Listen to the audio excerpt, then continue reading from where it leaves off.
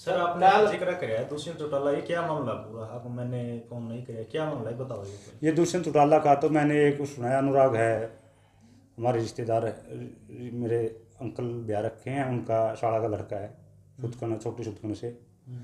उसने भी दुष्यंत के बारे में बोला भाई, व्हाट्सअप कॉल की है और मेरा डिक्लेयर करवाया। उसको पता ही इस चीज़ का, तो किसके पास कॉल की है?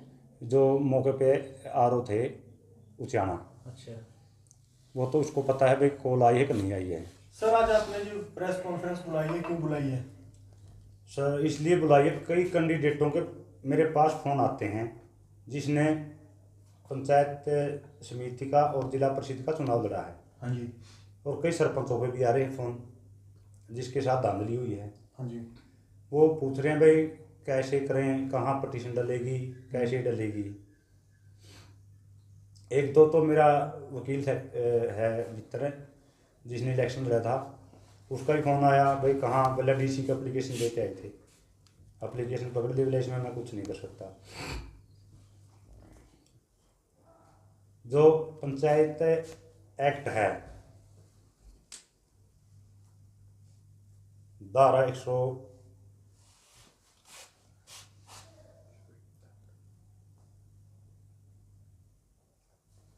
धारा 177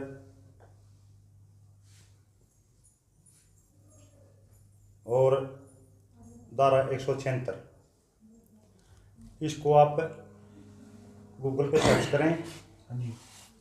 और अगर किसी वकील साथी की नरवाना के अंदर किसी भी वकील से राय लेनी है तो हमारे आदित्य शर्मा जी हैं,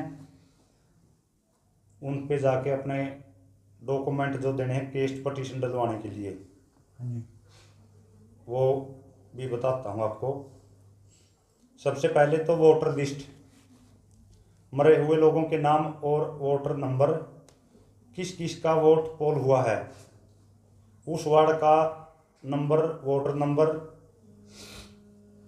की, वोटर नंबर की मौत का सर्टिफिकेट, जिसकी तरफ से केस डालना है, जिसने कैंडिडेट ने भी केस डालना है उसका आधार कार्ड नंबर, आधार कार्ड, कैंडिडेट का नाम, वार्ड नंबर, लिस्ट में वोट नंबर का आधार कार्ड, ये चीज़ लेके अपने वकील के पास जाएं और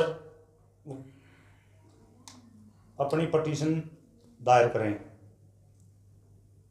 सर जो आप कह रहे हैं जिन कैंडिडेटों के आपके पास फोन आए हैं, क्या उनको भी आपकी तरह गड़बड़ी होने का शक है चुनाव में? ये तो धांधली पूरा हरियाणा में हुई है। हाँ जी। क्या उन लोगों को भी शक है धांधली का? देखो मैंने मेरी आवाज़ उठाई है, हाँ जी। भी मेरे साथ धोखा हुआ है। जो उनके फोन आ रहे हैं वो आपको क्या कह रहे हैं फोन करके? वो फ़ोन करके ये कह रहे हैं भाई हमारे साथ भी धांधली हुई है, हम क्या करें इसमें। अच्छा। हाँ, अब दुष्यंत भी फ़ोन कर कर ने बुलाने लग रहा है भाई, मैंने नहीं फ़ोन कराया और नहीं कराया। भाई इनके पास जाने की ज़रूरत नहीं है, कई सरपंच बने हैं या और बन रहे हैं, ले हमारी इनका दौराबाद जन मंत्री या दौराबाद जन लायक रहे हैं। सबसे पहले तो मेरी बात सुनो, जो भी सरपंच बना हुआ है, अब जो ग्रांट की स्कीम कर रखी है हरियाणा सरकार ने, जनसंख्या के आधार पर पैसा आएगा, पानी का पैसा अलग आता है, गलियों का अलग आता है, और जो भी जन सुविधाएँ हैं सभी का अलग अलग पैसा आता है। सबसे पहले मैं एक बात बोलना चाहता हूँ भाई, सरपंचों की डीडी पावर भी खोखने की तैयारी है। 2 लाख की पावर छोड़ी है सरपंच की, भाई 2 लाख तक के काम करवा सकता है। ऐसा क्यों है भाई, जितनी भी ग्रांट आती है सरपंच के खाते में डालें। विधायकों को 25-25 करोड़ रुपए की ग्रांट दे रहे हैं, वो क्यों नहीं गांव के सरपंच को दें, जिला परिषद को दें, ब्लॉक समिति वाले को दें। वो क्यों, उनका पैसा, गांव का पैसा गांव पे लगे। किसी नई विधायक के पास जाने की ज़रूरत नहीं है। सबसे पहले तो अपनी ये करो भाई, जितने सरपंच बन रहे हैं या बनेंगे या किसके साथ क्या होगा क्या नहीं होगा, सबसे पहले तो अपना घर बैठे रहो आराम से। इतना पहले ये तो देख लो भाई तारी अपने जो है शपथ लो, उसके बाद मंत्रियों तो जाने की जरूरत नहीं है, वो गांव का पैसा वैसे ही आता है। सर आपने जिक्र कराया दुष्यंत चौटाला, ये क्या मामला पूरा? आप मैंने फोन नहीं कराया, क्या मामला है बताओ ये दुष्यंत चौटाला का तो मैंने एक सुना है, अनुराग है हमारे रिश्तेदार है, मेरे अंकल ब्याह रखे हैं, उनका शाला का लड़का है, सुतकन छोटी सुतकन से। उसने भी दुष्यंत के बारे में बोला भाई व्हाट्सअप कॉल की है और मेरा डिक्लेयर करवाया, उसको पता ही चीज़ का। तो किसके पास कॉल की है? जो मौके पे आरओ थे उचाना, अच्छा, वो तो उसको पता है भाई कॉल आई है कि नहीं आई है। यानी उसको रघुवाना ने दुष्यंत चौटाला का हाथ बताया जाएगा। हाँ, उसको राणा का नहीं, मैं तो हमारा जो अपना बलराज है उसको भी अपने विधायक का है, लोकल विधायक का हमारे अंदर। लेकिन दुष्यंत के तो उस बात पे गुस्सा आया था मैंने, जो दुष्यंत ने कहा था भाई पहले भाई हमारे सरपंच जीत के आने लग रहे हैं पार्टी के। सरपंच तो भाईचारा का चुनाव होता है, जो भाईचारा के हिसाब से लड़ा जाता है, और गांव की ही या तो बगड़बाद का इलेक्शन होता है गांव में, या फिर ग्रुपबाजी का इलेक्शन होता है। पार्टी के सभी लोग होते हैं उसमें, या तो उनने अपने निशान पे चुनाव लड़ा, उस समय तो हम ये मान लेते वहाँ उसका कैंडिडेट जीत गया। एक तो ये झूठ मत बोल रहे हैं, एक भाईचारे के जो पंचायत चुनाव के इलेक्शन में ये धांधली करवाई है, अब देनी आएगी सरकार को। तो सर अभी तक मीडिया से आप मिल रहे हो लगातार 27 तारीख के परिणाम के बाद, तो ऐसे में अभी तक क्या निकल कर बातें सामने आई है और आगे का आपका कहाँ रुख है? क्या कोर्ट की तरफ रुख है या मेरा कोर्ट की तरफ रुख है, साफ रुख है। क्यों? इसमें इन सरकार ने कानून बना रखा है भाई जो सेकंड आया है वही पटिशन डाल सकता है, लेकिन मेरे मैटर में तो लोग एफिडेविट देंगे। 7,000 आदमी तो ऐसे हो चुके हैं जो भाई ये बोला उनको, उन्होंने मेरे को भाई हमें एफिडेविट देवांगे इस चीज़ का भाई हमने तेरा वोट डाल लिया है, और विद एफिडेविट मैं मुकदमा दायर करूँगा, मेरी पूरी तैयारी चल रही है।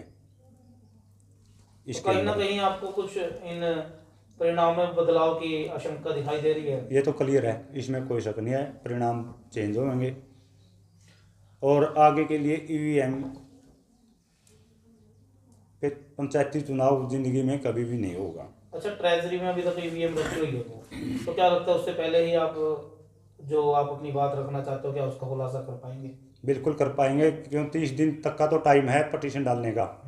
भाई 30 दिन लगे मैं कोर्ट में मेरी पटिशन डाल सकता हूँ, क्यों मुझे एफिडेविट भी तैयार करने पड़ रहे हैं।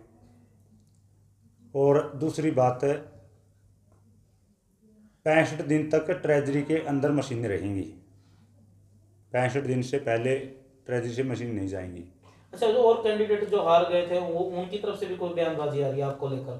क्योंकि मीडिया से तो वो मिले नहीं, तो आपके सामने कुछ फोन किया और ये किया? फ़ोन तो आए हैं मेरे पास, एक अपने बिल्डर कैसे भी आया था फ़ोन, वो पूछ रहे थे भाई इसमें कैसे कार्रवाई करें, कुकर करा कार्रवाई की। मैं बता रहा हूँ भाई वकील करो, और धारा 176 धारा 177 के अंदर सारी चीज़ें हैं लिखी हुई हैं केस डालने के लिए। सर आपने कोर्ट में जाने की तैयारी कर ली है, आपने कुछ दिन पहले प्रेस कॉन्फ्रेंस करके ये बोला था कि अगर रंगी राम जी ओपनली आकर के मंदिर में जाकर कसम खाएं तो आप अपनी हार स्वीकार कर लेंगे। क्या आप अभी भी अपनी बात पर कायम है?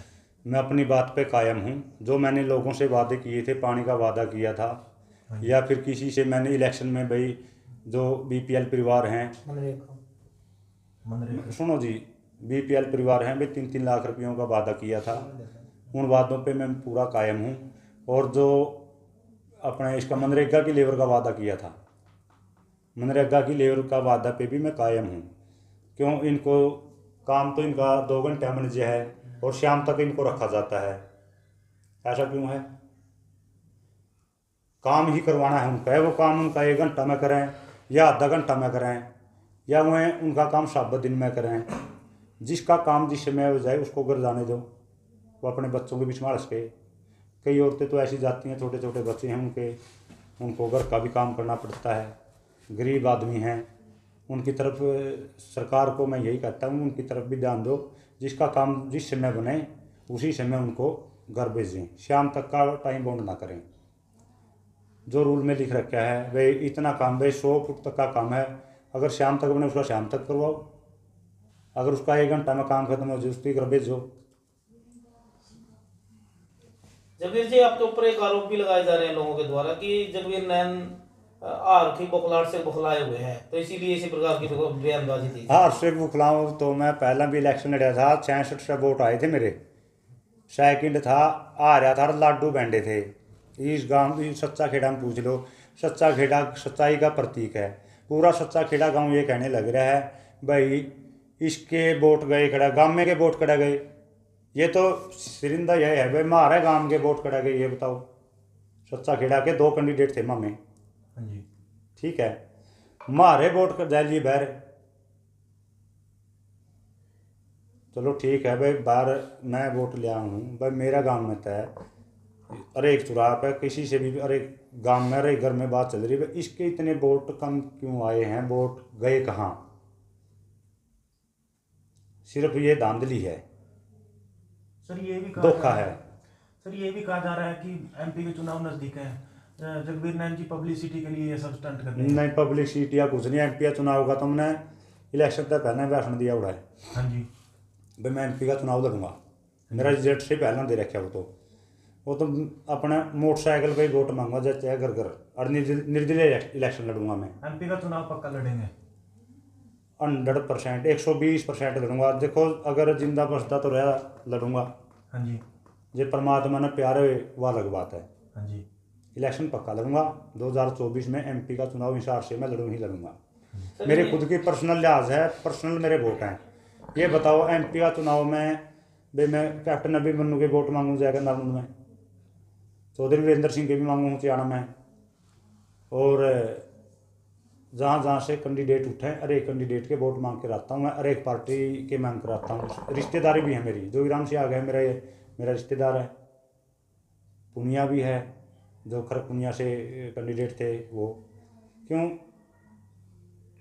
रिश्तेदारियाँ में जावा, इनके ये कोसे सीधे जीतते हैं, कोसा भी कैंडिडेट को वर्करों पे जीतता है, वर्करों पे नहीं भी आपसी में रिश्तेदारी के साथ जीतता है। और एक ये जो जातिवाद की बात करते हैं भाई जाट नॉन जाट, मैं सभी को ये कहना चाहता हूँ भाई कोई जाट नहीं, कोई ब्राह्मण नहीं, कोई बनिया नहीं, ये जाति बनाई गई है अपने कर्म के साथ रजिस्ट्री जो काम किया है। सभी को मैं कहता हूँ भाई अपने अपने पुष्कर से जाकर इतिहास कढ़ाएं। सभी एक बेल के काचर हैं, सभी के सब, किसी की भी कोई जाति नहीं है।